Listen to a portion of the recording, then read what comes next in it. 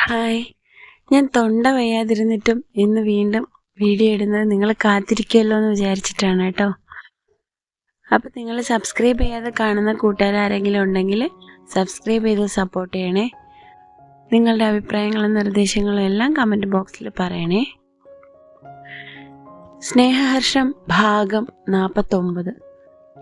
പാച്ചു പെട്ടെന്ന് തിരിഞ്ഞ് സ്റ്റെപ്പുകൾ ഓടി ഇറങ്ങിപ്പോയി. സ്നേഹ ചലനമറ്റ് അവിടെ തന്നെ നിന്നു. എന്താണ് സംഭവിച്ചതെന്ന് ഉൾക്കൊള്ളാൻ അവൾക്ക് അപ്പോഴും കഴിയുന്നുണ്ടായിരുന്നില്ല. എന്നാലും എന്തുകൊണ്ടാവും അവൻ അങ്ങനെയൊക്കെ പറഞ്ഞതെന്ന് അവൾ തിരിച്ചും മറിച്ചും ആലോചിച്ചു. ഇനി താൻ മാഷിനോട് കൂടുതൽ അടുക്കുമ്പോൾ അവനോടുള്ള സ്നേഹം കുറയുമെന്ന് കരുതിയിട്ടാവുമോ? അവൻ അങ്ങനെ ചിന്തിക്കില്ല. താനും മാഷും ഒന്നാകണമെന്ന് ഏറ്റവും കൂടുതൽ ആഗ്രഹിച്ചത് അവനാണല്ലോ. അവൾ തിരിച്ചും മറിച്ചും ആലോചിച്ചു നിൽക്കുമ്പോൾ ജന്മ പിന്നിൽ വന്ന് തട്ടി വിളിച്ചു. നീ മാഷിനെ കണ്ടോ? ഇവിടെ തന്നെ ഇങ്ങനെ നിൽക്കുന്നതെന്താ?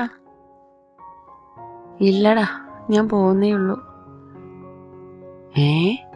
അപ്പോ ഇതുവരെ കണ്ടില്ലേ? ഞാൻ ഓർത്തു നീ കണ്ടിട്ട് വന്ന് നിൽക്കുവാണെന്ന്. മാഷ് വല്ല ഗിഫ്റ്റും തന്നു കാണും, അതാ ഇങ്ങനെ കിളി പറന്ന് നിൽക്കുന്നതെന്ന്. ജന്മയുടെ വാക്കുകൾ കേട്ട് സ്നേഹ കൂർപ്പിച്ചു നോക്കി. നീ രാവിലെ എൻ്റെ കയ്യിൽ നിന്ന് മേടിക്കാൻ ഇറങ്ങിയതാണല്ലേ? അവൾ ജന്മയുടെ നേരെ കൈയോങ്ങി. ഞാനൊന്നും പറഞ്ഞില്ലേ, വിളിച്ചു പറഞ്ഞുകൊണ്ട് ജന്മ റൂമിനകത്തേക്ക് തന്നെ ഓടിക്കയറി. സ്നേഹ ഒരു ചിരിയോടെ ഹർഷിന്റെ അടുത്തേക്ക് നടന്നു. ഹർഷ് കണ്ണാടിയിൽ നോക്കി മുടി കോതി ഒതുക്കുമ്പോഴാണ് സ്നേഹ അകത്തേക്ക് കയറി വന്നത്. അതേ, അമ്മയെയോ ആദ്യേട്ടനെയോ വിളിച്ചായിരുന്നോ? ഞാൻ വിളിച്ചിട്ട് കിട്ടുന്നില്ല. അവരിന്ന് വരുമെന്നല്ലേ പറഞ്ഞത്? വരുമ്പോ ആനിയമ്മയെ കൂടി കൂട്ടിക്കൊണ്ടുവരാൻ പറയണേ. അമ്മ കുറച്ചു മുന്നേ വിളിച്ചിരുന്നു, ഞാനത് പറഞ്ഞിട്ടുണ്ട്. അവര് വരുമ്പോ അതുവഴി വരുമെന്ന് നീ ആനിയമ്മയെ വിളിച്ച് പറഞ്ഞേക്ക്. ഓ ശരി. അവൾ തിരിഞ്ഞു നടന്നു. കണ്ണാടിയിലൂടെ അത് കണ്ട അവൻ ഓടി അവളുടെ മുന്നിൽ വന്ന് വഴി തടഞ്ഞെന്ന പോലെ നിന്നു. ഇത് പറയാൻ മാത്രമാണോ പെണ്ണെ നീ ഇത്ര രാവിലെ ഇങ്ങോട്ട് വന്നത്? വേറെ ഒന്നുമില്ലേ നിനക്ക് പറയാൻ? നിന്റെ പ്രാണനാഥനെ കണ്ടിട്ട് നിനക്ക് ഒന്നും തോന്നുന്നില്ലേ? ഉണ്ട്. അവൾ നാണത്തോടെ പറഞ്ഞത് കേട്ട അവൻ അവളോട് കൂടുതൽ അടുത്തു. എന്താടി തോന്നുന്നത്, പറയേ? അവൻ രഹസ്യം പോലെ ചോദിച്ചു. അതേ, അത് പിന്നെ. അവൾ കൂടുതൽ നാണം ഭാവിച്ചു. എന്താടി പറയ്? അവൻ അക്ഷമനായി ചോദിച്ചു. അതേ, അത് പിന്നെ. ഈ തലമുടി കോതിയത് തീരെ ശരിയായില്ല, അതാ എനിക്ക് തോന്നിയത്. അത്രയും പറഞ്ഞ് പൊട്ടിച്ചിരിച്ചുകൊണ്ട് അവൾ പുറത്തേക്ക് ഓടി. അവളെ പിന്നിൽ നിന്ന് പിടിക്കാനാഞ്ഞെങ്കിലും അതിനു മുന്നേ അവൾ വാതിൽക്കൽ എത്തിയിരുന്നു. നിന്നെ ഞാൻ പിന്നെ കണ്ടോളാം, അവൻ മീശ പിരിച്ചുകൊണ്ട് പറഞ്ഞു. ഓ അങ്ങനെ ആകട്ടെ, അവൾ ഓടുന്നതിനിടയിൽ വിളിച്ചു പറഞ്ഞു. ഹർഷ ഒരു ചിരിയോടെ വീണ്ടും കണ്ണാടിന്റെ മുന്നിലേക്ക് വന്നു. ഇനി മുടി കോതിയിട്ടങ്ങോട്ട് ശരിയായില്ലേ? അവൻ സ്വയം ചോദിച്ചുകൊണ്ട് ചരിഞ്ഞും തിരിഞ്ഞും കണ്ണാടിയിൽ നോക്കുമ്പോൾ പാച്ചു റൂമിലേക്ക് വന്നു. അവനെ കണ്ടതേ കയ്യിലിരുന്ന ചീപ്പ് ഡ്രസ്സിംഗ് ടേബിളിലേക്ക് വെച്ചിട്ട് ഹർഷ അവന് നേരെ തിരിഞ്ഞു. നീ ഇന്നലെ എവിടെ ആയിരുന്നടാ? നിന്നെ വിളിച്ചിട്ട് കിട്ടിയതുമില്ല. നീ ഇന്നലെ ഉറങ്ങിയത് എവിടെയാ? ഇങ്ങോട്ട് വന്നില്ലല്ലോ. ഉറങ്ങാഞ്ഞിട്ട് തന്നെയാണോ മുഖം ഇങ്ങനെ ഇരിക്കുന്നത്? ഹർഷ് ഒറ്റ ശ്വാസത്തിൽ കുറേയേറെ ചോദ്യങ്ങൾ അവനോട് ചോദിച്ചു. അച്ചുവേട്ടാ, അത് എന്താടാ, എന്തേലും പ്രോബ്ലം ഉണ്ടോ? ഹർഷിന്റെ സ്വരത്തിൽ ഉത്കണ്ഠ നിറഞ്ഞു. അത് മനസ്സിലാക്കിയ പാച്ചു മുഖം അമർത്തി തുടച്ച് ചിരി വരുത്തി. എന്ത് പ്രോബ്ലം അച്ചുവേട്ടാ? ഒന്നുമില്ല. ഇന്നലെ ഒരു അത്യാവശ്യം വന്നു. കാറ്ററിംഗ് പയ്യന്മാർ വിളിച്ച് അവരെ കാണാൻ പോയി. വന്നപ്പോൾ ലേറ്റായിരുന്നു. അച്ചുവേട്ട ഉറക്കമായില്ലേ ശല്യപ്പെടുത്തണ്ടെന്ന് കരുതി ഞാൻ അയാന്റെ റൂമിലായിരുന്നു. അവനും ഉണ്ടായിരുന്നു എൻ്റെ കൂടെ. അവൻ പറഞ്ഞു നിർത്തിയിട്ട് മറുപടിക്ക് കാക്കുകയോ ഹർഷിന് മുഖം കൊടുക്കുകയോ ചെയ്യാതെ നേരെ ബാത്റൂമിലേക്ക് നടന്നു. അവൻ പോകുന്നത് നോക്കി നിന്ന ശേഷം ഹർഷ് പുറത്തേക്കിറങ്ങി. പാച്ചു ബാത്റൂമിലേക്ക് കയറി ഡോറടച്ച് വാതിലിൽ ചാരി നിന്ന് കണ്ണുകൾ അടച്ചു. ഹർഷിനോട് കള്ളം പറഞ്ഞു തോർത്തിട്ട് കുറ്റബോധം കൊണ്ട് അവൻ്റെ നെഞ്ചു നീറി. സോറി അച്ചുവേട്ടാ, എന്നോട് ക്ഷമിക്ക്, ഞാൻ എല്ലാം പറയാം. ആദ്യം ഞാൻ തന്നെ മനസ്സൊന്ന് പാകപ്പെടുത്തിയെടുക്കട്ടെ. അറിഞ്ഞ സത്യങ്ങളെ ഉൾക്കൊള്ളാൻ എനിക്ക് തന്നെ ഇതുവരെ കഴിഞ്ഞിട്ടില്ല. അവൻ്റെ ഹൃദയം വിങ്ങി വിറച്ചു. അടച്ചു പിടിച്ച അവൻ്റെ കൺകോണിലൂടെ കണ്ണുനീർ ഒലിച്ചിറങ്ങി. ഇന്നലെ രാത്രി കരഞ്ഞു തീർത്തതിൻ്റെ ബാക്കിയെന്നോണം ആ കണ്ണുനീർ ഇടതടവില്ലാതെ ഒഴുകി. ഏറെ നേരം അവൻ ആ നിൽപ്പ് തുടർന്നു. പിന്നെ ഷവറിന് കീഴേക്ക് നടന്നു. ഒലിച്ചു വീണ വെള്ളത്തുള്ളികൾക്കൊപ്പം കണ്ണീരും കലർന്നു. എന്നാൽ കുളി കഴിഞ്ഞിറങ്ങുമ്പോൾ എന്തോ തീരുമാനിച്ചുറച്ച പോലെ, അല്ലെ കരഞ്ഞു കരഞ്ഞ് അല്പം ആശ്വാസം കിട്ടിയിട്ടെന്ന പോലെ അവൻ്റെ മുഖം ശാന്തമായിരുന്നു. സ്നേഹ വാമുവിനോട് സംസാരിച്ചിരിക്കുമ്പോഴാണ് ഹർഷ് പിന്നിൽ വന്നു നിന്ന് അവളെ തോണ്ടിയത്. അവൾ തിരിഞ്ഞു നോക്കി കണ്ണുകൾ കൊണ്ട് എന്താ എന്ന് ചോദിച്ചു. അമ്മയും ഏട്ടനൊക്കെ എങ്ങെത്താറായി, ഇപ്പൊ വിളിച്ചിരുന്നു. ആണോ? ഞാൻ ദേ വരുന്നു. മാമു, ഞാൻ ഇപ്പൊ വരാട്ടോ.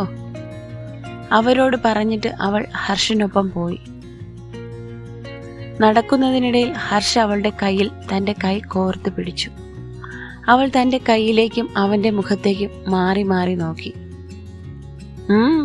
എന്താ ഉദ്ദേശം? അവൾ കൃത്രിമ ഗൗരവം നടിച്ച് ചോദിച്ചു. ഒന്നുമില്ല പെണ്ണേ, എൻ്റെ കൈ ഇവിടെ ഇങ്ങനെ ഇരുന്നോട്ടെ. നിനക്ക് എന്തെങ്കിലും നഷ്ടമുണ്ടോ? ഇല്ലല്ലോ. അവളുടെ കൈയിൽ കോർത്ത് പിടിച്ച തൻ്റെ കൈ അവളുടെ കൈയോടുകൂടി ഉയർത്തി കാണിച്ചുകൊണ്ട് അവൻ ചോദിച്ചു. അവളുടെ മുഖത്തൊരു പുഞ്ചിരി വിരിഞ്ഞതിനെ അവൻ കാണാതെ അവൾ ഒളിപ്പിച്ചു. ഹർഷ് അവളുടെ കൈയിൽ കൈകോർത്തുകൊണ്ട് തന്നെയാണ് പുറത്തേക്ക് നടന്നത്. അവർ പുറത്തേക്ക് ചെല്ലുമ്പോഴേക്കും ആദിയുടെ വണ്ടി ഗേറ്റ് കടന്നു വന്നു. ആനിയമ്മയും അവരുടെ കൂടെ ഉണ്ടായിരുന്നു. വണ്ടി അകത്തേക്ക് കയറുന്നത് കണ്ടതും സ്നേഹ അവൻ്റെ കൈ വിടുവിക്കാൻ ശ്രമിച്ചു. എന്നാൽ അവനത് കാര്യമാക്കാതെ അവളുടെ കൈ കൂടുതൽ മുറുക്കി പിടിച്ച് അവളെ നോക്കി കുസൃതിയോടെ ചിരിച്ചു.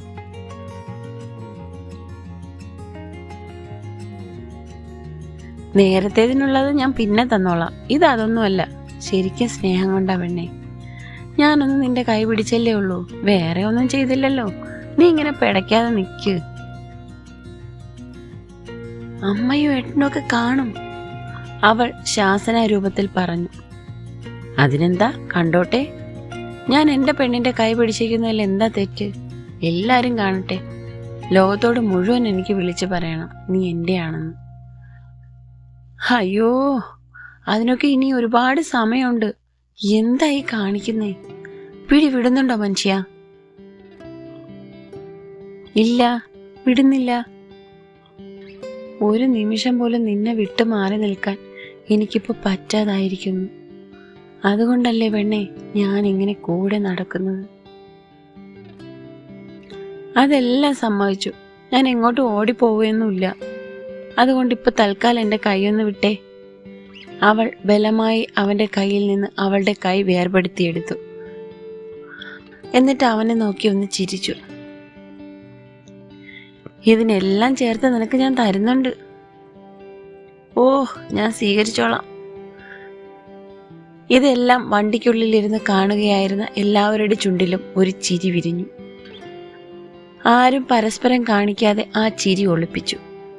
അവർ കാറിനടുത്തേക്ക് വരുമ്പോഴേക്കും എല്ലാവരും പുറത്തേക്കിറങ്ങിയിരുന്നു. അമ്മ രണ്ടുപേരെയും ഒരേ സമയം ചേർത്ത് പിടിച്ചു. അമ്മയുടെ തോളിലേക്ക് തലചായ്ച്ചു വെച്ച് സ്നേഹയും ഹർഷും പരസ്പരം നോക്കി. അവരുടെ രണ്ടുപേരുടെയും മുഖം സന്തോഷം കൊണ്ട് വിടർന്നിരുന്നു. അതേ സന്തോഷം ആ അമ്മയുടെ മുഖത്തും ഉണ്ടായിരുന്നു. ഒരുപാട് നാളുകൾക്ക് ശേഷം തൻ്റെ മകന്റെ വിടർന്ന മുഖം കണ്ടതിൻ്റെ ആഹ്ലാദത്തിലായിരുന്നു അവരും.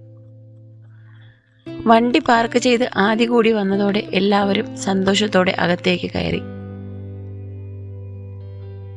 മെഹറുവും സഫിയയും സുഹറയും കൂടി അങ്ങോട്ട് വന്നു.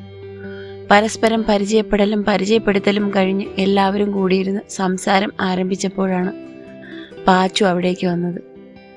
അവൻ കൂടി വന്നതോടെ അന്തരീക്ഷം കൂടുതൽ ബഹളമയമായി.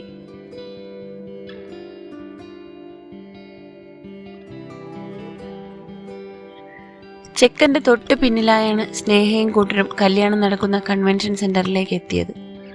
അപ്പോഴേക്കും ആളുകൾ തിങ്ങി നിറഞ്ഞിരുന്നു. കല്യാണത്തിന്റെ തിരക്കുകളിൽ നിന്നൊഴിഞ്ഞ് ഹർഷിനൊപ്പം എവിടെയെങ്കിലും ഇരിക്കാമെന്ന് സ്നേഹ കരുതിയെങ്കിലും പാച്ചു അവളെ അതിനനുവദിച്ചതേയില്ല. അവളുടെ കയ്യിൽ പിടിച്ചു വലിച്ച് അവന്റെ കൂടെ തന്നെ എല്ലായിടത്തും കൊണ്ടു നടന്നു. അത് കല്യാണത്തിന് വന്ന അവന്റെ ബന്ധുക്കളെ വരവേൽക്കാനായാലും ശരി, ഫാസിജയുടെ ബന്ധുക്കളെ പരിചയപ്പെടാനായാലും ശരി.